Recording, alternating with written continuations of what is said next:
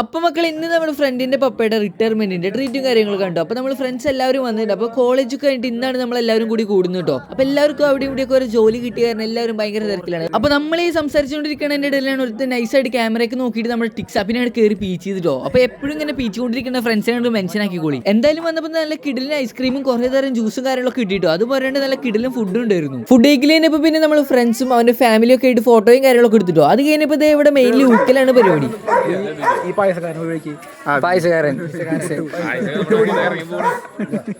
അപ്പൊ ഇവന്മാരെ തൊള്ളയിലാണെങ്കിൽ ഇപ്പൊ പുട്ടും പാശും മാത്രമേ വരുന്നുള്ളൂ. കാരണം വേറെ ഒക്കെ വർക്ക് ചെയ്യുന്ന പവിഴത്തിന്റെ കമ്പനിയിലാണ്. അല്ലെങ്കിൽ ഇങ്ങനെ ഒന്നല്ല നമുക്ക് ചെവി പൊത്തി നിൽക്കേണ്ട അവസ്ഥയാണ്. സെറ്റല്ലേ? റോഷിക്കിനോട് ഒരു വലിയ താങ്ക്സ്. ഇത്ര കൊല്ലം കഴിഞ്ഞിട്ട്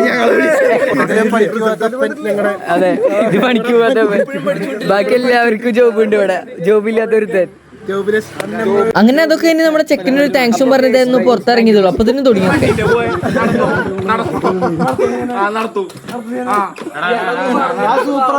കമ്പനിയിലേട്ടാ ഇവിടെ മാറിക്ക്.